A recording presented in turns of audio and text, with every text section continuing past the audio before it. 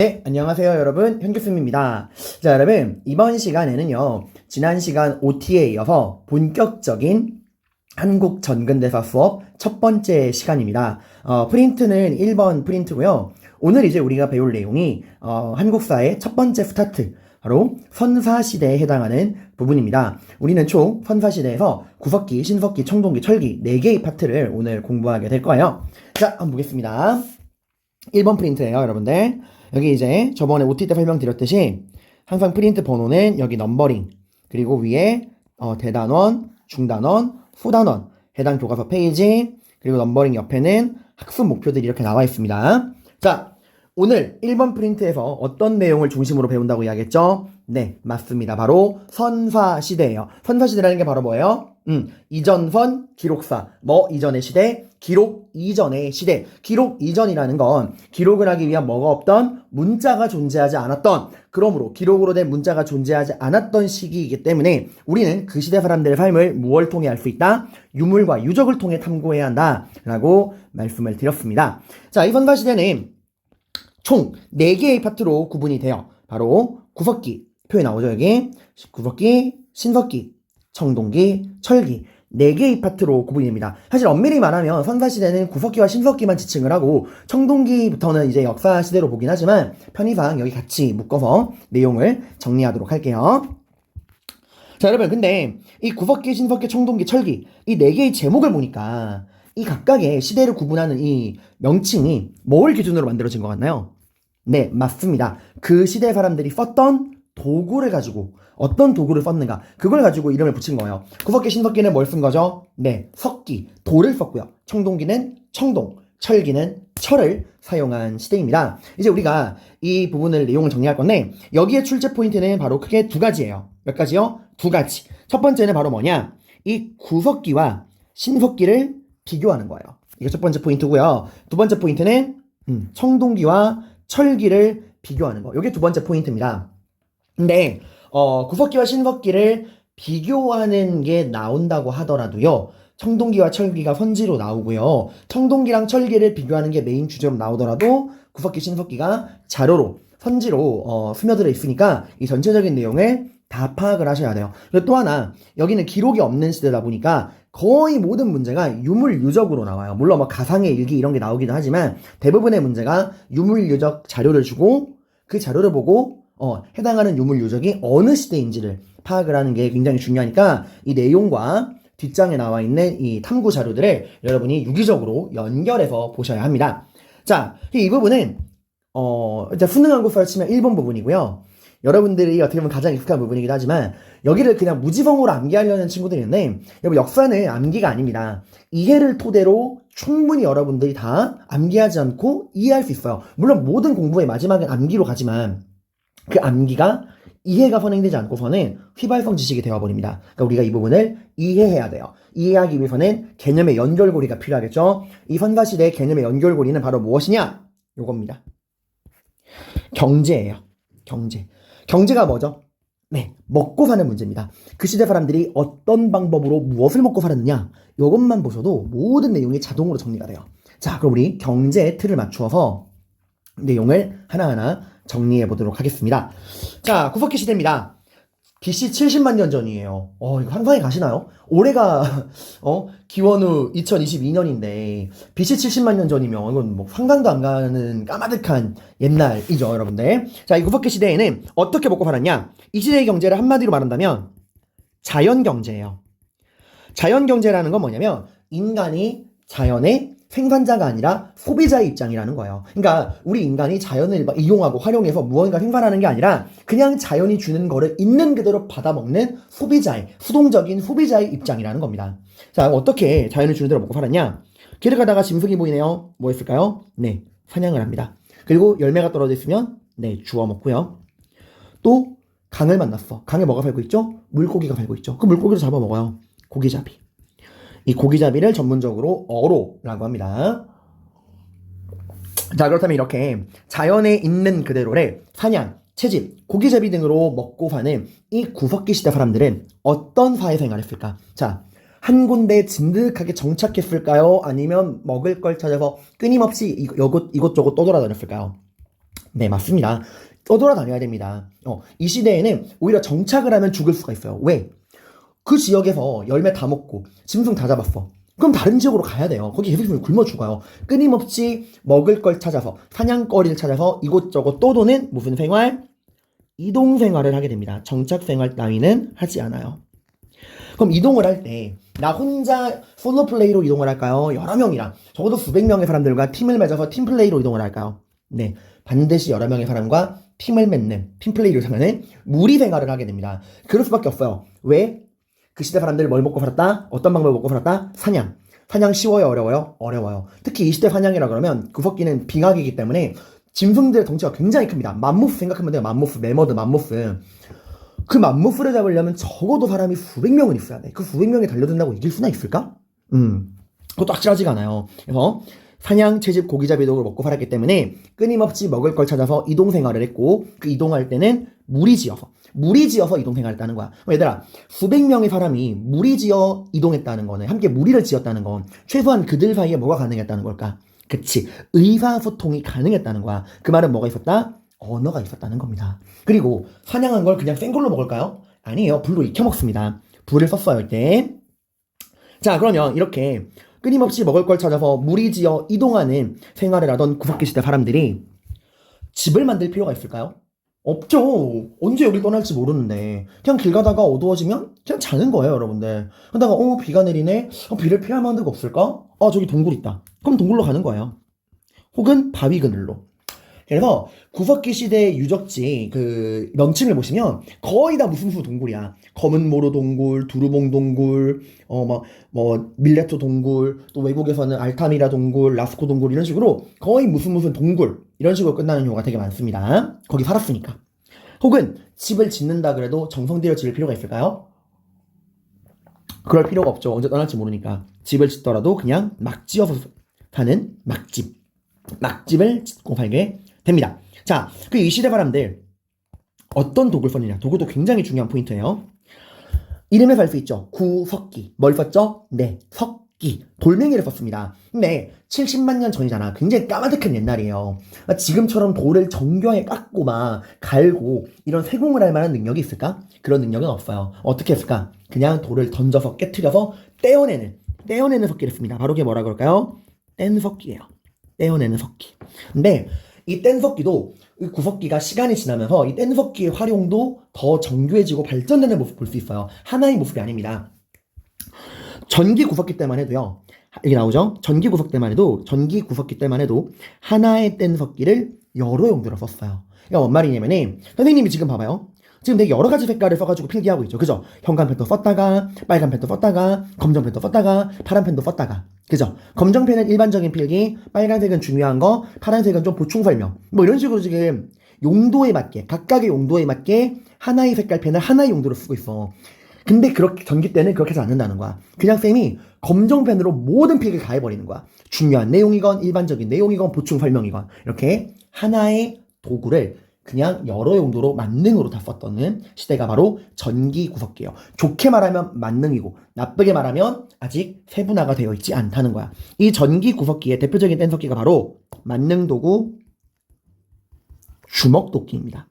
혹은 다른 거는 집게가 있고요. 자, 이 사진을 한번 볼게요. 이 구석기 시대 유물 나오죠? 보니까 여기 첫 번째 지도가 구석기 유적지의 모습인데 거의 동굴 혹은 바위 그늘 동굴 이죠. 자, 그리고 대표적인 전기 구석기 때 뗀석기, 주먹도끼, 집게가 나오는데 딱 봐도 뭐가 훨씬 정교해 보입니까?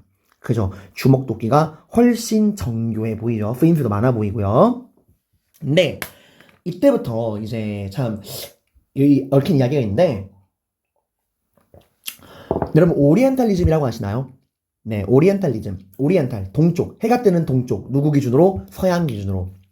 서양 애들이 본인들의 기준으로 우리 동양의 문화를 깔아뭉개고 무시하는 선입관을 가지고 바라보는 걸 오리엔탈리즘이라 그래요. 그게 막 인도라 그러면 뭔가 막 동양, 애들이 말하는 동양 있잖아. 막 닌자, 신비로운 분위기, 막 인도라 그러면은 막 머리에 막 두건 쓰고 뭐 춤이나 추고 있고 막 그런 이미지 있잖아요, 여러분들. 그런 거 오리엔탈리즘이라 그러는데 그 오리엔탈리즘을 서양 애들이 구석기 때부터 적용을 한 거야. 서양 애들이 말한 거예요.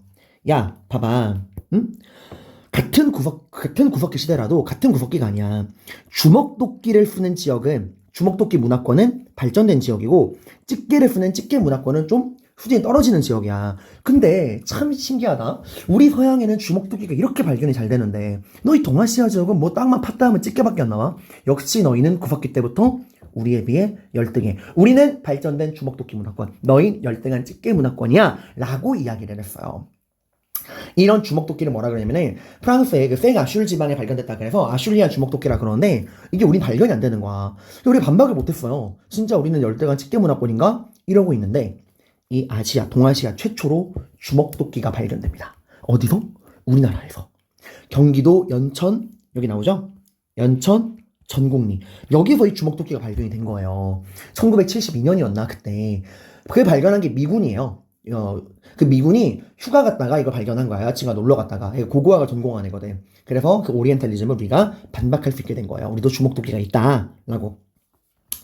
자, 그리고 중기 구석기 시대 가면은 좀 더 발전하게 됩니다. 이제 하나의 뗀석기를 딱 하나의 용도로 맞춤형으로 쓰는 거야. 빨간 펜은 중요한 내용, 검은 펜은 일반적인 내용, 뭐 파란 펜은 보충 설명 이런 식으로 하나의 뗀석기를 그 하나의 용도로만 쓰는 맞춤형 세분화가 됩니다. 그 대표적인 게 급계나 찌르개예요. 그리고 이 후기 구석기로 가면은 상황이 딱 변하게 됩니다.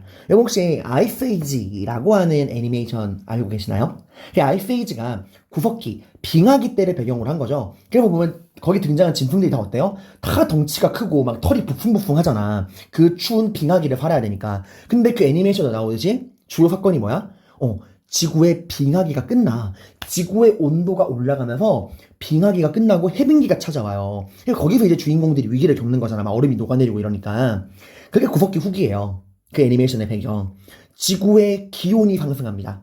빙하기가 끝나고 해빙기가 도래합니다. 이제 매머드, 맘모스 같은 거대한 덩치에 두꺼운 털을 가진 짐승들이 살아남을 수 있을까요? 얘들은 살아남지 못합니다. 다 멸종돼요. 그럼 누가 살아남을까? 그치. 작고 빠르고 날쌘 짐승들이 살아남는 거야. 사슴이나 토끼나 들소 같은.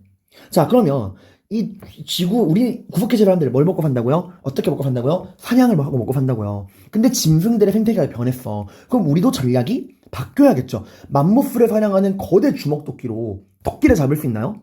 맞지도 않겠다. 야. 맞아도 문제예요. 사라져 있죠. 캐첩이 돼버릴 거 아니야. 어떻게? 작고 빠른 동물을 상대하기 위한 새로운 도구가 필요합니다. 그게 바로 이음 도구예요. 말 그대로 이었다는 거야. 뭐랑 뭐를? 석기랑 나무를. 작고 빠른 동물을 사냥하려면은 멀리서 투척을 해야 돼요. 그래서 이렇게 뾰족한 석기를 나무랑 이어가지고 쓰는 거야.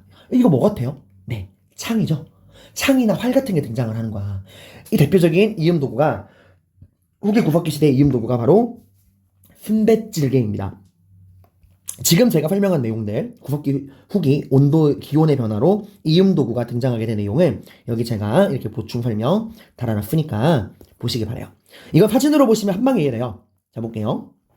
여기 순뱃지르개 보이십니까? 네, 이게 바로 후기 구석기 대표적인 유물이에요. 이렇게 석기랑 나무를 이어가지고 쓰는 이게 바로 이음 도구 순뱃지르개입니다.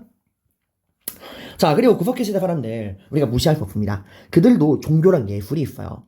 여기 흥수아이라고 나오죠. 이게 뭐냐면 경상남도 창원 두루봉이란 동굴에서 이제 고고학 탐사를 하고 있는데 땅을 팠더니 유골이 나온 거야. 근데 그 유골은 성인의 유골이 아니었어요. 7세에서 8세에 달하는 굉장히 어린아이의 유골이었어요. 근데 이 유골이 이제 땅을 파고 매장이 되어 있었고 그 어린아이의 유골 옆에는 국화꽃이 놓여 있었습니다. 이건 뭘 말하는 걸까요? 우리가 언제 국화를 땅에다가 시체랑 함께 묻죠? 그쵸, 장례식 할 때. 지금 장례식장 가면 국화를 묻잖아요. 조문의 의미로. 즉 이걸 통해 우리가 알 수 있는 거. 이 사람들이 뭐 했다? 시체를 매장하고 뭘 했다? 그렇지, 장례식을 치렀다는 거야. 이 시대 사람들에게 장례 풍습이라는 게 있었다는 거예요. 그럼 여러분, 장례식을 왜 치르죠?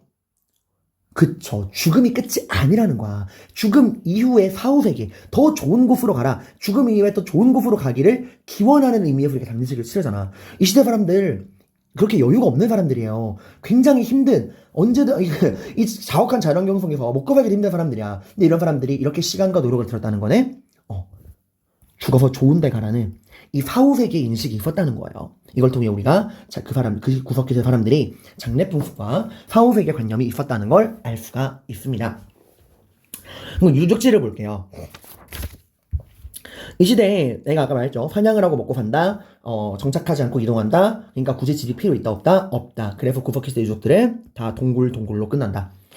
라스코 동굴 벽화, 프랑스의 라스코 동굴, 스페인의 알타미라 동굴. 여기에 벽화가 발견이 됐어. 말 그대로 벽에 그림을 그린 거야. 구석기시대 사람들이. 뭘 그렸을까요? 여러분들처럼 뭐 좋아하는 아이돌을 그렸을까요?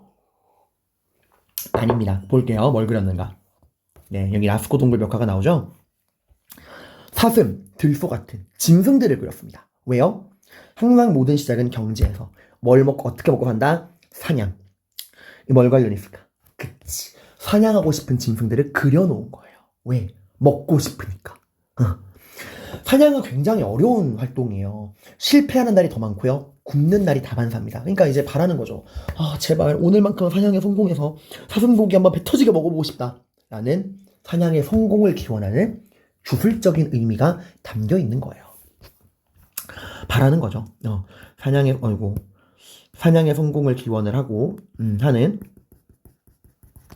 주술적인 의미가 담겨 있다라는 겁니다.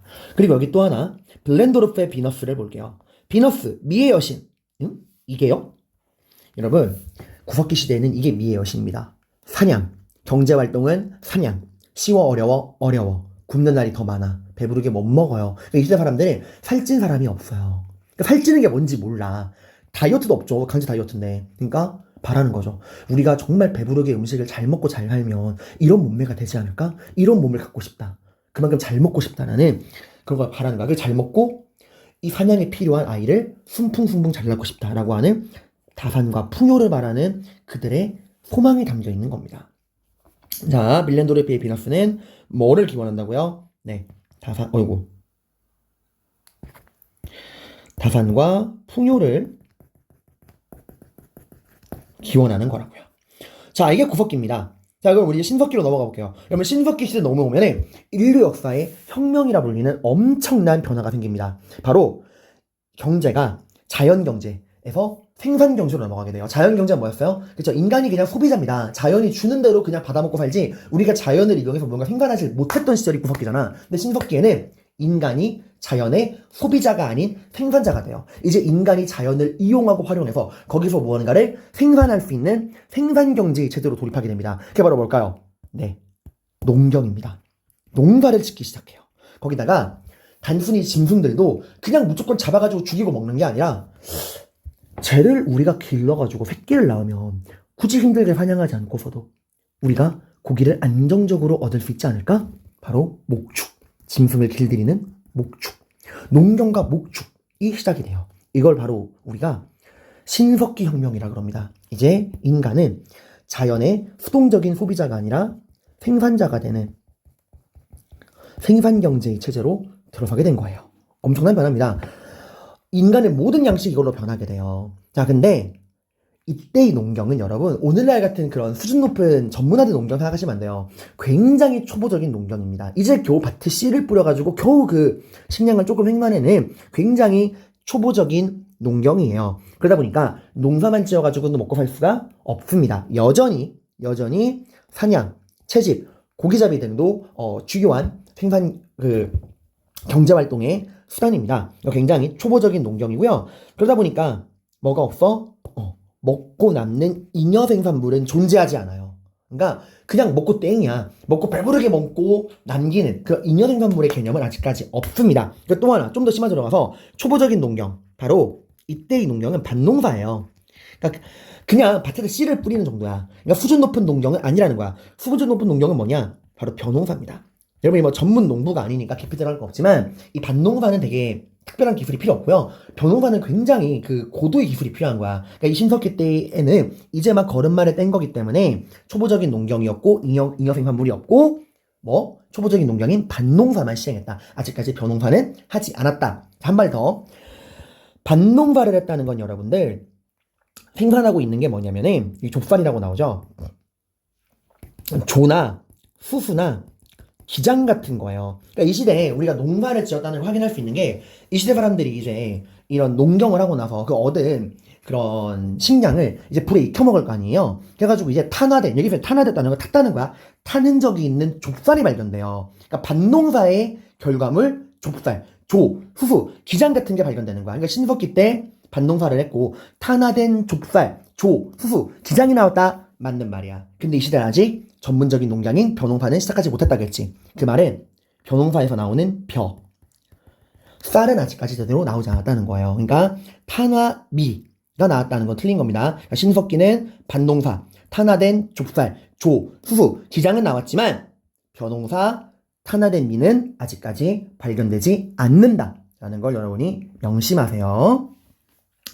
자, 그럼 이러한 신석기 때 드디어 농경을 했어요. 이제 목축을 합니다. 이제 예전처럼 떠돌아다닐 필요가 없죠. 네, 그 지역 한 군데에 정착을 해서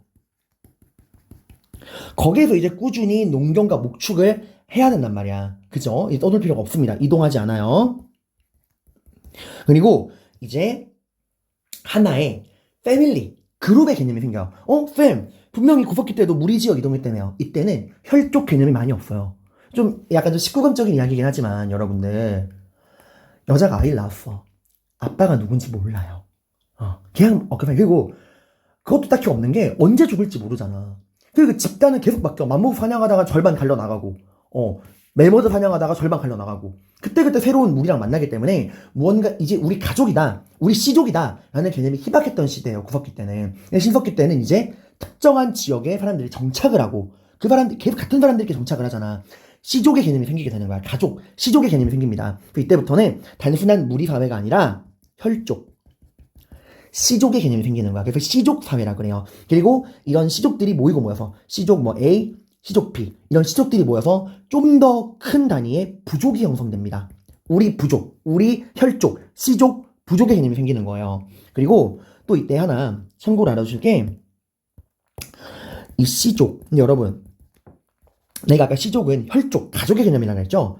그럼 여러분, 가족들끼리, 가까운 피가 섞인 가족들끼리 결혼하는 근친상간이 일어나면 어떤 문제가 생기죠? 네, 유전적으로 기형아가 생겨납니다. 이 시대 사람들은 의학적으로 그거를 몰랐지만 그 경험적으로 안 거야. 같은 씨족 안에서 결혼을 하니까 이상한 아이가 태어난다. 그리고 그 씨족 안에서만 계속 결혼을 하면 이 씨족 규모가 커지질 않잖아요. 그래서 이때 씨족끼리는 결혼하지 않아요. 반드시 다른 씨족과 결혼을 하는, 씨족 이외에서 결혼한다. 조괴혼의 풍습은 이때부터 나옵니다. 그래서 부족이 만들어지게 되는 거거든요. 그래서 우리가 나중에 여러 나라의 성장 배울 때 동해의 조괴혼과 조괴혼, 부족 이외의 사람이랑 결혼해라, 같은 씨족 안에서 결혼하지 마라 라고 하는 조괴혼과 이웃 부족의 경계를 침범하면 소나 말로 배상한다는 책화의 풍습이 나와. 이걸 보고 우리가 뭐라 그러냐면 씨족사회의 전통이라 그래요. 이때부터 나오는 거거든, 조계혼이라는 게. 동해의 씨족사회 전통 이렇게 이어진다라는 거. 자, 아무튼 지금 봐봐요. 구석기와 신석기, 지금 우리가 사회까지 봤습니다. 두 사회에 공통점이 있습니다. 바로 뭐죠? 네, 아직까지 평등하다는 거예요. 왜 평등이냐? 봐봐요. 농사를 지었지만 구석기 때는 뭐 말할 것도 없고 굽는 게 다반사고, 신석기 때는 농경을 했긴 했지만 초보적인 농경이야. 구석기건 신석기건 잉여 생산물이 있어요, 없어요? 없어요. 남는 게 없어. 그냥 먹으면 땡이야. 남는 게 없다 보니까 사유재산이나 빈부격차도 존재하잖아요. 그러니까 모두가 다 같이 일하고 다 같이 나눠 먹는 평등사회입니다. 평등이라니까 되게 멋있어 보이죠? 그냥 먹을 게 없는 거야, 얘들아. 되게 원시적인, 진짜 그냥 절대적인 빈곤의 시대라고 보시면 됩니다. 잉여 생산물이 없기 때문에 그래. 다만 뉘앙스에 주의하세요. 방금 말했듯이 평등이라는 건 아직까지 계급이 없다는 거잖아. 그러니까 지배자는 존재하지 않아요. 그러니까 왕이나 군장 같은 지배자는 존재하지 않지만 first, 이 시대에도 나이 많은 연장자, 경험 많은 연장자는 존중을 받아요. 사냥은 이렇게 하는 거야. 고기는 이렇게 잡는 거야. 야, 밭농사는 이렇게 짓는 거야. 목축은 이렇게 하는 거야. 라고 하는 많은 경험을 지닌 연장자가 리더로서 지도자의 역할을 합니다. 여러분도 그렇지 않나요? 친구들끼리 모였을 때 좀 더 경험 많고 좀 더 일을 능숙하게 하는 사람이 알게 모르게 그 그룹의 리더 역할을 좀 하잖아요, 여러분들. 그렇다고 그 리더가 여러분을 지배하나요? 여러분이 그 친구의 친구가 여러분의 지배자야? 그건 아니잖아. 평등한 친구 그룹이지만 그 속에서도 좀 능력이 뛰어나고 경험 많은 친구가 리더 역할을 하듯이 그런 거라 생각하면 돼. 지배자는 없지만 지배자가 없는 잉여 생산물이 없어서 빈부격차도 없고 지배자가 없는 평등사회지만 경험 많은 노련한 연장자가 지도자로서의 역할은 하고 있다는 거예요. 자, 그리고 이런 드디어 신석경명 이후에 농경과 목축을 통해 정착 생활을 하고 있는 신석기 사람들 어디에 정착할까? 농사를 짓을 거면 뭐가 필요하죠? 물이 필요하죠. 그리고 이 시대 사람들 농사만 짓는 거 아니라겠죠? 여전히 뭐에 의존하고 있어요? 사냥, 채집, 고기잡이. 근데 여러분 사냥과 고기잡이 중에 뭐가 더 편할까요? 그쵸, 고기잡이가 편합니다. 그리고 사냥을 할 거면 계속 떠돌아야 돼. 근데 농사를 지으니까 정착을 하잖아. 그러니까 이제 고기잡이에 많이 의존하게 돼요. 왜? 농사 지을 때는 물이 필요해. 그지? 그럼 물 근처에 정착을 해. 그럼 물에서 뭐 잡을 수 있어? 부족한 식량을 물고기로 대체할 수 있잖아. 그러니까 물고기 잡기도 좋고 농사에 필요한 물을 얻을 수 있는 이 강가나 바닷가에 정착을 하게 됩니다. 그리고 이제는 정착하니까 제대로 된 집이 필요하겠죠? 그게 바로 움집이에요. 이 움집은 뭐냐면 사람들이 살다 보니까 강가나 바닷가 여러분 가보셨나요? 엄청 추워요. 그죠? 여름에 가도 강바람, 바닷바람 확 몰려오면 엄청 추워. 이땐 더 했겠죠. 이 사람들이 이제 추위를 피하게 집을 짓는데, 이때는 지금처럼 막 단열이 되는 그런 기자재가 없잖아. 그냥 뭐 나무나 풀 가지고 집을 만드는 거잖아요. 밤에 너무 추운 거야. 그 사람들이 어떻게 하냐? 땅을 파고 들어갑니다. 이렇게 움집을 짓고, 그걸로 강바람이 안 막아지니까, 요렇게 땅을 판 다음에 들어가는 거야. 여기서 이제 자는 거예요. 그리고 추우니까 뭘 펴요? 불을 핍니다. 그 불을 여기 가운데다가 펴요. 그러니까 이게 이런 오목하게 파여 있는 모양이고 이걸 위에서 내려다보면 어떻게 될까? 그치, 요런 모양이겠죠? 원형의 반지하 가운데 화덕이 있는 이런 형태의 움집을 지었다라고 보시면 됩니다. 자, 그 다음에 이때 어떤 도구를 썼느냐? 이제 뗀석기에서 좀 더 발전합니다. 이제 전문적으로 돌을 정교하게 갈아 쓰는 간석기, 갈아 만든 석기, 간석기를 사용하게 돼요. 그리고 아까 농경과 목축을 한다 그랬죠? 농경. 이제 농사를 짓고 식량을 이제 조리한단 말이야. 조리의 개념이 나오는 거예요. 음식을 만드는. 그러기 위해서 도마의 역할을 하는 갈판과 그 위에서 이런 수수 기장을 미는 약간 밀대 역할을 하는 갈돌 이런 식의 조리 도구가 나오게 됩니다. 그리고 옷도 제대로 해입어요. 목축을 하잖아. 이제 목축한 짐승을 잡은 다음에 고기는 먹고 짐승의 껍데기 같은 것들을 짐승의 껍질을 활용해서 옷을 만들습니다. 원시적인 수공업.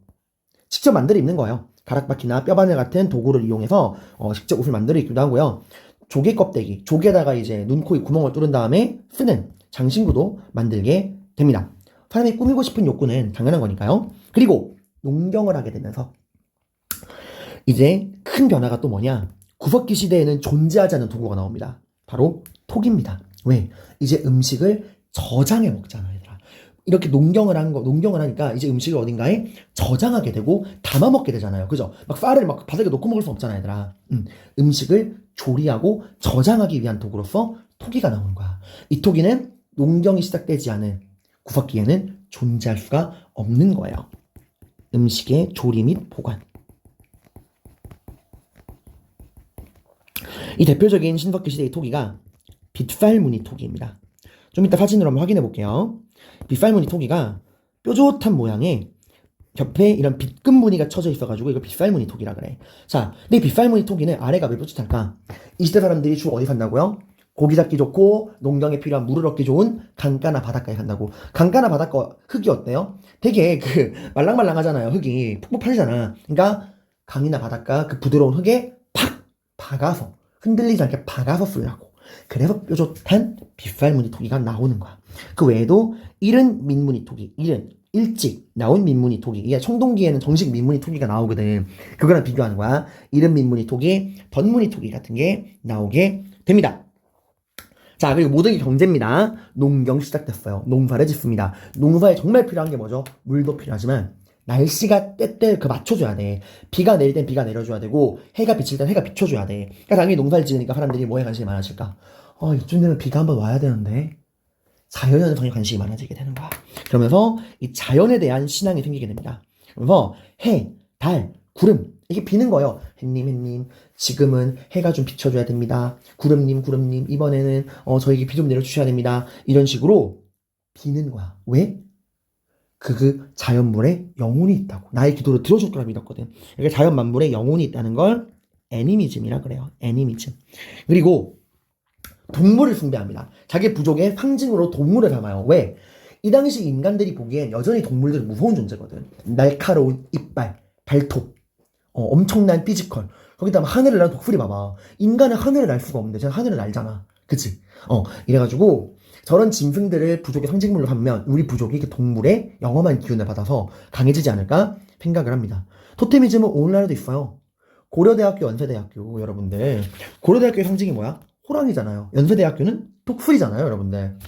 이런 토테미즘. 특정한 동물을 숭배하는. 그리고 봐봐. 이렇게 자연을 숭배한다면 이런 숭배의식, 제사의식을 거행하는 사람이 필요했죠. 다들 나의 말을 따르라. 하늘님께 기도를 드릴 것이다. 이러면서 하늘과 인간을 연결해주는 존재. 바로 무당. 제사장들이 등장하게 되는 거야. 이런 하늘과 인간을 연결하는 무당을 숭배하는 걸 우리가 뭐라 그러냐면 샤머니즘이라 그래요. 샤먼. 무당. 그래서 여러분 우리 한자에서 무당을 상징하는 글자가 요거거든요. 이게 뭘까? 그치? 하늘과 땅에 있는 사람을 연결해주는. 이게 무당의 무당 무자의 어원이에요. 하늘과 땅을 연결하는 존재. 이게 무당이에요, 여러분들. 자, 이런 것들이 있다라는 거. 그리고 당시 유적지를 보시면은 아까 내가 그랬죠? 농경이 시작되면서 아직까지는 초보적인 농사, 밭농사. 그러니까 탄화된 좁쌀, 조, 수수, 기장들이 발견됩니다. 아직 탄화된 미, 타나미, 벼, 쌀은 발견되지 않아요. 자, 우리 사진자를 좀 확인해 볼까요? 여기. 신석기 시대 유물. 자, 신석기 시대 사람들은 주로 어디 산다고요? 농사 짓기 좋은 강가나 바닷가 쪽에 많이 산다고요. 보면 다 강가나 바닷가잖아. 그지? 그리고 음식을 조리하고 저장하기 위한 빗살무늬 토기. 원시적인 수공업에 쓰이는 가락바퀴. 장신구인 조개 껍데기. 그리고 덧무늬 토기. 그리고 움집, 갈돌, 갈판, 토테미즘. 그리고 각종 간석기. 또 하나 헷갈리면 안 되는 거. 이거 우리나라 건 아니고 아프리카 알제리에서 나온 타실리나제르 벽화인데 벽화라 그러면 무조건 무지성으로 구석기랑 연결해요. 라스코 동굴 벽화, 알타미라 동굴 벽화, 사냥의 성공과 주술 기원, 주술적 의미. 이 알제리에서 발견된 타실리나제르 벽화는 구석기에 발견된 구석기 시대를 상징하는 라스코 알타미라 동굴과는 성격이 달라. 봐봐. 뭐 하고 있어요? 사람들이 목축을 하고 있잖아요. 그죠? 여기에 다 안 나오지만 사람들이 씨를 뿌리고 있는 모습도 있어. 그러니까 이 벽화는 신석기 혁명 이후에 농경과 목축을 상징하는 그걸 상징하는 거야. 사냥의 성공과 주술적 의미가 아닙니다. 농경과 목축을 상징하는 거예요. 구분하세요. 자, 돌아와서 이제 우리 청동기로 가보겠습니다. 자, 청동기 때는요, 여러분들 경제. 우리가 신석기 시대부터 농경이 시작되었죠. 그 농경이 더 발전하게 됩니다. 자, 농경이 발전했다. 초보적 농경을 벗어던졌다. 바로 뭐가 시작된다? 네, 벼농사가 시작돼요. 다만 주의할 점은 그럼 이제 모든 지역에서 벼농사가 시작되나요? 그건 아닙니다. 여러분, 우리 역사에서 이 벼농사가 전국적으로 시행된 건 조선시대 후기예요, 여러분들. 심지어 조선 전기까지는 벼농사 못하게 막았어. 그러니까 이 벼농사가 일부 지역에서만 시행돼요. 왜냐하면 벼농사라는 게 굉장히 고도의 기술도 필요하지만 물이 풍부해야 돼. 물이 마르면 망한단 말이에요. 그래서 우리나라 이 청동기 시대 때 일부 지역에서만 어떤 지역일까? 그치? 물이 풍부한 우리나라로 치면은 남부 한반도 남부 지역 같은 물이 풍부한 저습지 지역을 중심으로 벼농사가 시작돼요. 여전히 대다수의 지역은 밭농사, 조, 수수, 기장, 좁쌀들을 먹는 밭농사를 하지만 일부 지역에서 발전된 벼농사가 드디어 시작되었다라고 하는 게 중요한 일입니다. 자, 그 말은 이제 뭐가 발견된다는 거야? 탄화된 좁쌀뿐만 아니라 타나미가 발견된다라고 하는 거예요. 자, 그리고 이때부터는 농경이 점점점 발전하면서 농업 생산량이 폭발적으로 증가하게 됩니다. 자, 농업 생산량이 증가했다. 이제 뭘까? 뭐가 생긴다는 걸까? 충분히 먹고도 남아도는 잉여 생산물이 나오게 된다는 거예요. 자, 이때부터 인간으로서 어떻게 될까? 선생님, 드디어 이제 우리가 절대적 가난과 빈곤을 벗어난 건가요? 이제 정말 먹고 살 걱정 없지. 먹고도 남는 게 생긴다며 모든 인간은 행복하게 살았겠네요? 아닙니다. 이때부터 참 아이러니하지만 인류 역사 불행의 시작입니다. 왜요? 남는 게 있으면 우리 다 같이 나눠 먹으면 안 될까? 그럴 리가 없죠. 인간은 욕망의 동물입니다. 남는 잉여 생산물 놓고 뭐가 벌어질까? 갈등이 벌어지는 거예요. 왜? 내가 더 많이 갖고 싶으니까. 똑같이 나누기 싫으니까. 그래서 이 남아도는 잉여 생산물의 분배 과정에서 갈등이 벌어지게 되고 빈부격차가 생기게 됩니다. 자, 그러면서 청동기 때부터 인류는 불평등 사회로 바뀌게 됩니다. 이 과정을 볼게요. 이건 청동기, 철기 마찬가지고 이후에서 또 마찬가지야. 자, 벼농사가 시작되면서 농업이 발전하게 되고요. 생산량이 늘고 충분히 먹고 남아도는 잉여 생산물이 등장하게 돼. 잉여 생산물이라는 건 이제 남는 거야. 이 나누는 과정에서 니 거, 내 거. 사유재산이 생기게 돼. 그리고 그 니 거, 내 거 나누는 과정에서 당연히 많이 가진 자와 적게 가진 자, 빈부의 격차가 벌어지게 됩니다. 자, 그리고 당연히 내가 많이 가지길 원하겠죠. 그럼 어떻게?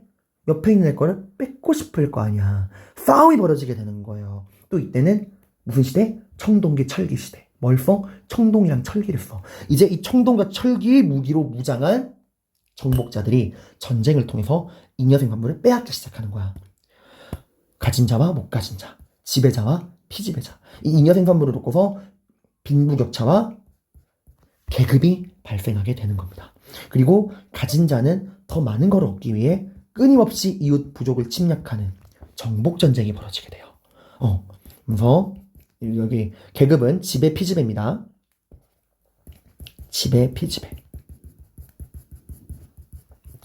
자, 이제 뭐가 나온다는 거야? 이렇게 끊임없이 잉여 생산물을 놓고 전쟁이 벌어지고 계급이 발생하게 되면서 집단이 점점점 통합되고 계급이 나눠지게 되면서 뭐가 발생해요?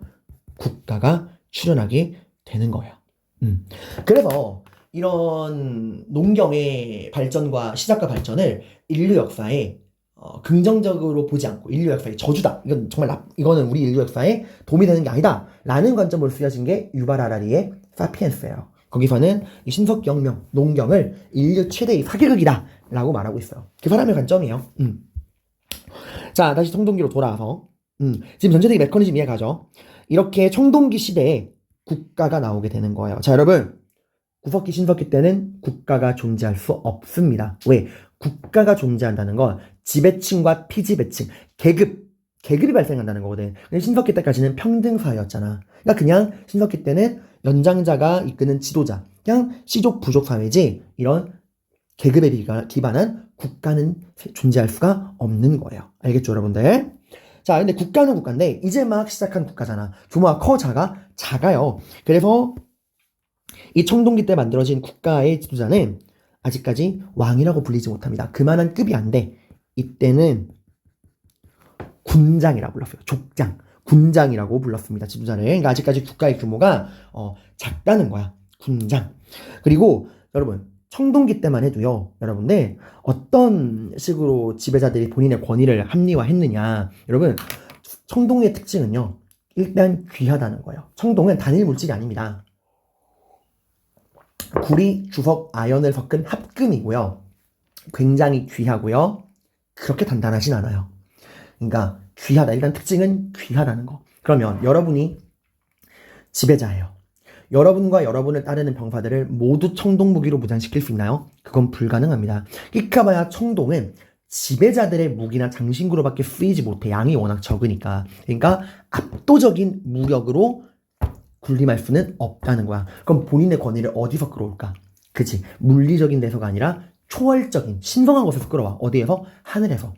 이 청동검을 봐. 이 청동 장신구를 봐. 내가 왜 너희 지배층인지 아니? 난 하늘에게 선택을 받은 존재거든. 하늘에게 선택받은 증거가 바로 이 청동 장신구, 청동 무기야. 그러니까 너희는 나의 지배를 받아야 돼. 하고 이 지배층들이 본인들의 그런 전쟁과 지배를 합리화하기 위해 하늘에서 권위를 끌고 오는 신권 정치, 신정 정치를 하기 시작합니다. 즉 종교와 정치가 일치한 모습을 보여요.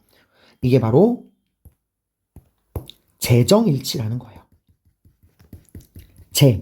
종교와 정치가 하나다라고 하는 거야. 그러니까 이거 봐봐요. 나중에 시간이 지나서 철기 시대 들어오게 되면 철기는 굉장히 흔하고요. 청동에 비해 흔하고 훨씬 단단하고 강력합니다.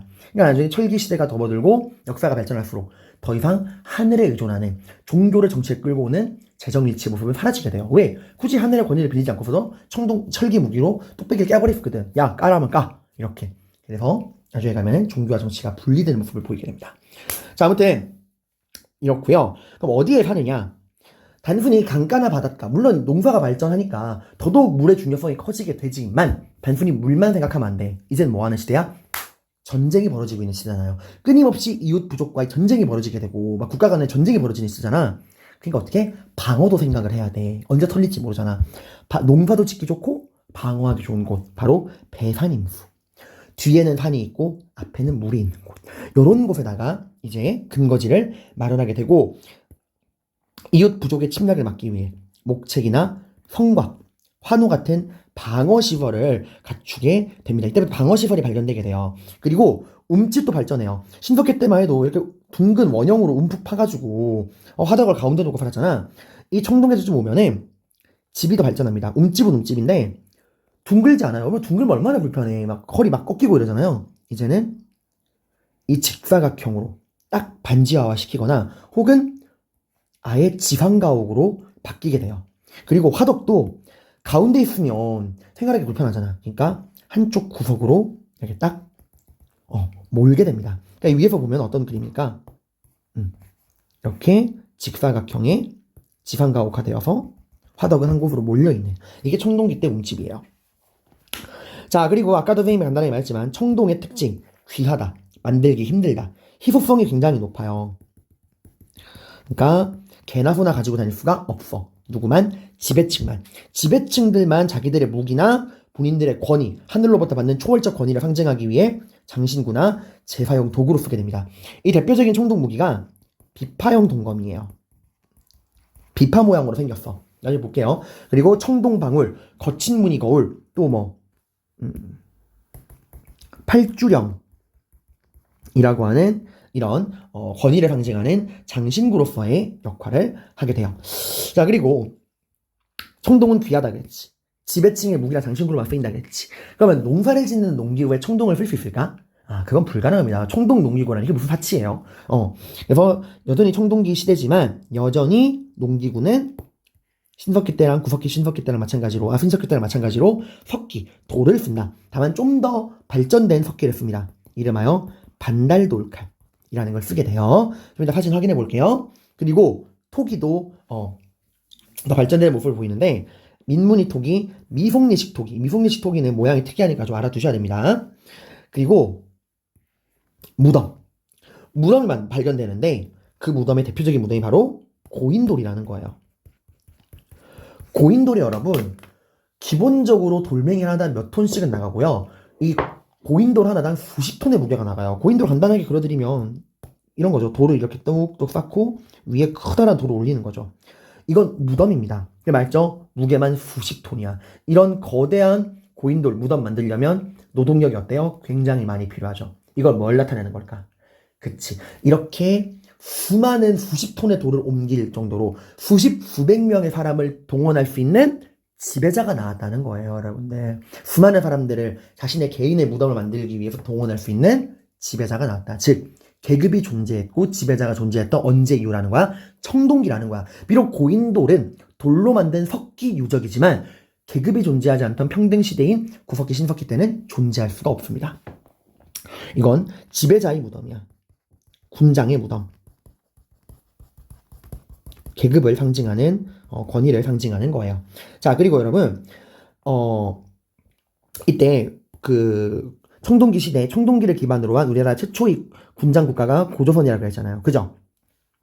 이 고조선의 범위 그가 어디까지인가 우리가 알 수 있는 게, 나중에 한번 더 설명할 거지만 이 청동 무기인 비파형 동검, 그리고 미송리식 토기, 그리고 고인돌, 이 세 개의 청동 유적, 이 세 개의 유적이 나온 곳이 고조선의 세력범입니다. 그거랑 일치해요. 그러니까 다시 한번 청동기 때 계급과 국가가 나오게 되고 우리나라에서 청동기 문명에 기반한 최초의 국가가 고조선이고, 그 고조선의 범위를 알 수 있는 게 비파형 동검, 미송리식 토기, 고인돌, 이 세 가지 유적이 출토되는 곳이 고조선의 세력범위랑 일치한다라는 거 여러분들이 알 수 있어야 됩니다. 그리고 이 시대 사람들 권위를 어디서 빌려온다? 하늘에서 빌려온다. 내가 너희를 지배하는 건 하늘의 선택을 받았기 때문이다. 우리는 하늘에게 지배자로 선택된 민족이다 라고 그대의 지배를 주변 민족의 지배를 합리화하는 선택받은 민족 선민사상이 나와. 그래서 전 세계 모든 나라의 신화를 봐봐요. 다 자기네들이 신의 아들이야. 그죠? 그리고 이때도 벽화가 바위 그림이 나옵니다. 벽화가 나와요. 그러니까 벽화라 그래서 무조건 사냥의 성공과 주술적 의미가 담긴 라스코 알타미라 동굴벽화만 생각하시면 안 돼요. 신석기 때는 그 농경과 목축을 상징하는 타실리나젤의 벽화가 있었고, 여기 청동기 시대에도 여기 농사를 더 짓고 있잖아. 그러니까 울주 대곡리 반구대 고령 장기리에서 이 농경의 풍요를 기원하는 그런 바위 그림이 발견되고 있어요. 그리고 아까 선생님이 청동기 때부터는 일부 지역에서 발전된 농업 방식인 벼농사가 시작이 되고, 벼농사가 시작됐다는 거는 드디어 탄화된 좁쌀, 벼, 수수, 기장뿐만 아니라 탄화미가 발견된다 그랬죠? 여기 나옵니다. 자, 사진을 한번 볼까요? 청동기 시대 유물, 비파형 동검, 지배층의 무기. 청동은 워낙 귀하니까 지배층의 무기나 거친 무늬가 어울 팔주름 같은 장신구나 제사용 의규로 사용되었고, 농기구는 여전히 석기다, 반달 돌칼. 구멍 뚫려 있는 거 보이죠? 여기다가 이제 실을 엮어가지고 손으로 잡아서 벼를 베는 거야. 그리고 여기 민무늬 토기, 그리고 석기유적이지만 청동기 시대 지배자인 군장의 권력을 상징하는 고인돌. 전 세계 고인돌의 40%가 우리나라에 있대요. 대단하죠? 그리고 농경무늬 청동기. 이런 농사와 관련된 제사를 지낼 때 쓰는 제사용 의기. 그리고 아까 말했듯이 울주 대국리 반구대 바위 그림. 이래가지고 여기에는 이런 것들이 담겨 있다. 이거 보시고요. 이 농경의 발달과 계급화 형성, 선생님이 설명한 내용 다시 한번 적었으니까 확인해 보시기를 바랍니다. 자, 그럼 이제 마지막 철기로 넘어가 보도록 하겠습니다. 철기 시대의 경제는 별거 없어요. 이제 농경이 더 발전하게 된다라는 거. 그리고 불평등 사회가 형성되는 과정 배웠고요. 다만 철기 시대에는 국가의 규모가 점점 더 커지게 돼요. 청동기 때는 이제 막 나온 국가다 보니까 아직 왕이 존재하지 않는 군장 국가였잖아요. 근데 이제는 각각의 부족들이 점점 덩치가 커지는 거야. 그리고 그런 부족들 간에 동맹을 맺고, 그 부족들 간에 여러 개의 부족들이 이제 점점 덩치가 커지면서 각각의 부족들이 연결돼서 동맹을 맺고, 그 부족 내에서도 가장 힘이 강한 부족의 군장이 모든 부족을 아우는 대표, 왕이 되어서 나라를 이끄는 연맹 왕국이 나오게 됩니다. 부족들 간의 연합으로 만들어진 연맹 왕국. 이제 뭐가 등장하는 거야? 왕이 등장하는 거야. 그러니까 국가의 규모가 커진 거예요. 다만 이때까지는 왕의 힘이 절대적이지 않습니다. 왜? 아까 내가 말했잖아. 각각의 부족을 이끄는 군장들이 모여서 그 모인 부족 군장 중에서 가장 강한 사람, 그 사람을 대표로 세운 것 뿐이에요. 그러니까 군장들의 대표일 뿐이야. 그러니까 언제든 관계가 역전될 수 있다는 거예요. 그래서 이때는 우리가 알고 있는 그런 절대적인 왕권은 아닙니다. 그냥 가장 강한 부족의 대표일 뿐이에요. 원 오브 댐이라는 거죠. 그리고 이렇게 국가의 규모가 점점 커지면서 다른 나라랑도 교류가, 이런 다른 지역과도 교류가 이루어지게 되는데, 이제 우리나라도 보면은 이런 거죠. 지도로 좀 그리고 설명해 줄게요. 이렇게 막 군장 국가가 막 이렇게 있다가 이런 군장 국가들이 모이면서 연맹왕국 형성이 되고, 점점 이렇게 막 규모가 커지면서 어떻게 돼요? 이렇게 다른 지역과도 교류가 이루어지게 됩니다. 우리 한반도의 국가들은 누구랑? 중국이 있는 나라들과도 교류가 이루어지게 되는데, 그 증거가 뭐냐? 우리나라에서 당시 중국에서 쓰이던 화폐인 명도전과 반량전이 발견돼요. 자, 중국 화폐가 우리 한반도에서 발견됐다는 거는 두 나라 사이에 교류가 있었다는 거고요. 또 붓도 발견됐어요. 이건 뭘 말하는 걸까? 붓은 뭐 했어요? 그렇지, 글, 한자를 쓰는데 쓰는 거잖아. 그러니까 우리나라도 이때 중국 영향을 받아서 한자를 썼다라고 하는 거예요. 국가 대 국가 간의 교류가 이루어지고 있었다. 그러니까 부족과 부족을 넘어선 국가와 국가 간의 교류가 이루어지고 있었다. 그럼 어떻게 이렇게 국가의 규모가 커질 수 있었느냐? 그 비결은 바로 새로운 도구인 철기의 등장입니다. 철기는 청동에 비해서 굉장히 흔해요. 그리고 청동에 비해 훨씬 단단합니다. 훨씬. 그래서 어떤 일이 벌어질까? 이제 철로 뭘 만들까? 이왕이면 무기를 만들 거면은 구하기도 힘들고 단단하지도 않은 청동기로 무기를 만들까요? 아니죠. 구하기 쉽고 단단한 철을 가지고 무기를 만듭니다. 철제 무기가 등장하게 되고요. 이제 농사도 뭐로 지을까? 석기가 아니라 더 단단하고 농사 짓기 좋은 철로 된 농기구.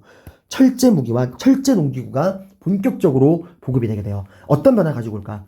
철제 무기는 그쵸. 전쟁이 훨씬 더 활발하게 되고요. 철제 농기구는 농업 생산량과 인구가 훨씬 더 늘어나게 돼요. 자, 그럼 선생님 이제 슬기시대 됐으니까 이 구하기도 힘들고 단단하지도 않은 청동기는 이제 사라졌겠네요? 아닙니다, 여러분들. 아니에요. 왜? 청동기의 특징, 희소성, 귀하다고요. 여러분이 지배층이에요. 개나 소나 쓰는 철을 가지고 장신구를 만들고 싶어요? 철로 된 목걸이, 철반지, 철귀걸이 쓰고 싶어요? 아니죠. 일반 사람들도 농기구로 쓰는 건데, 일반 병사들도 무기로 쓰는 철인데, 그걸 가지고 장신구를 만들다니. 장신구, 명품은 어떨 때 의미가 있죠? 아무나 가질 수 없는 게 명품이에요. 그죠? 그래서 이 청동기는 원래 뭐로 쓰였다고? 원래는 지배층의 무기나 장신구 제사용 도구로 쓰였잖아. 근데 이 중에서 지금 무기의 역할을 누가 가져갔죠? 그죠? 무기의 역할은 지금 철기가 가져갔잖아. 근데 여전히 뭐이 남아있죠? 그죠? 장신구와 제사용 도구로서의 기능은 여전히 남아있지. 그래서 오히려 청동은 더 발전하는 모습을 보입니다. 뭐로? 장신구와 제사용 의기로서 더 발전되는 모습을 보여요. 그래서 이때부터는 우리만의 한반도에 더 발전된 독자적인 청동기 문화가 나와. 그전에는 이제 북방에서 영향을 받은 거였다면 이제부터는 우리 스스로 독자적인 청동을 만들게 되는 거야. 이 대표적인 게 청동기 시대에 있었던 비파형 동검을 더 세련되게 발전시킨 세형 동검, 그리고 거친 무늬 거울을 더 발전시킨 맨들맨들한 이거 뭐야 이거 맨들맨들한 잔무늬 거울, 그리고 이런 청동을 찍어내는 증거가 되는 거푸집, 주조틀이라 그러죠. 틀을 판 다음에 거기다 청동을 훅 붓고서 찍어내는 거푸집, 와플기계 생각하면 돼요. 다만 여러분들 일단 잠깐 설명하고 얘기해. 자, 얘들아 봐봐. 이런 세형동검, 잔무늬 거울, 거푸집은 뭘 나타내는 걸까? 한번 적어드릴게요. 세형동검은 뭐가 발전된 거야? 비파형 동검이 발전된 거고, 잔무늬 거울은 거친 무늬 거울이 업글된 거예요. 자, 그럼 이러면 이런 철기 시대의 장신구 의기화로서 나오는 세형동검, 잔무늬 거울, 거푸집은 뭐를 의미하느냐? 일단 만들어진 시기가 언제예요? 네, 철기 시대예요. 근데 재료는 뭐야? 청동이야. 어떤 의미가 있다고요? 장신구로 의기화된 우리 한반도의 독자적인 청동기 문화를 나타내는 거라고요. 자, 여러분, 이 세형동검, 잔무늬 거울은 거푸집은 같이 나와요. 근데 거푸집만 따로 나오잖아? 이 거푸집 자체는 청동기 때부터 있었어요. 당연한 거 아닌가요? 청동기 시대 청동을 만들려면 당연히 거푸집에 그 청동을 붓고 찍어냈을 거 아니야. 그지? 그러니까 이 거푸집이 이 세형동검, 잔무늬 거울과 같이 나올 때는 이런 철기 시대에 만들어진 청동 장신구, 한반도의 독자적 청동기 문화지만 거푸집 하나만 떼고 봤을 땐 이건 이미 청동기 때부터 존재했던 거야. 알겠죠, 여러분들? 이거 한번 한능검에 나와서 많은 사람들이 낚였습니다. 그리고 무덤은 널무덜과 동무덤 같은 것들이 있고요. 토기는 검은간 토기, 덧띠 토기 같은 것들이 존재하게 돼요. 사진으로 한번 볼까요? 여기 철기시대 유물 나오죠? 철제 무기, 철제 농기구. 철제 무기를 통해 전쟁이 더 활발해지고 철제 농기구를 통해서 더 많은 생산량과 인구가 늘어나게 되고, 그러면서 국가의 규모가 커지면서 군장 국가가 연맹 왕국으로 발전하게 되고, 부족과 부족을 넘어서서 국가 대 국가 간의 교류가 이루어진다. 우린 중국이랑 교류했다. 중국 화폐가 발견되기도 하고요. 또 철기가 보급되었지만 여전히 청동기는 제사용 의기용 도구로서 독자적인 청동기 문화를 나타내주고 있다. 세형 동검, 여기 나오죠. 비파형 동검이 변한 거야. 여기 있는 게 비파형 동검, 이게 세형 동검, 그리고 거친 무늬 거울이 잔무늬 거울로, 그리고 이런 것들을 찍어내는 거푸집. 이렇게 세형 동검, 잔무늬 거울, 거푸집 등이 이제 독자적인 청동기 문화를 보여준다. 철기 시대에 만들어진 한반도의 독자적 청동기 문화. 그리고 동무덤, 널무덤, 이런 것들도 여러분들이 꼭 알아두셔야 합니다. 자, 그래서 여러분들 이렇게 됐고, 이번 프린트에서는 우리가 지금까지 배운 구석기, 신석기, 청동기, 철기 관련된 문제풀이가 나와 있고요. 이런 객관식 문제뿐만 아니라 이렇게 빈칸 채우기 문제도 제가 항상 넣어드리는데, 이 빈칸 채우기 문제는 실제 수능 모의고사 한능검에 기출된 선지들만 제가 재구성을 한 거예요. 그러니까 다 A급 문장들이라는 거야. 꼼꼼하게 잘 살펴보시기를 바랍니다. 고생 많으셨습니다. 다음 시간부터는 이제 청동기 문화에 기반한 최초의 국가 고조선에 대해서 공부해 보도록 할게요. 내용 잘 정리하시길 바랍니다.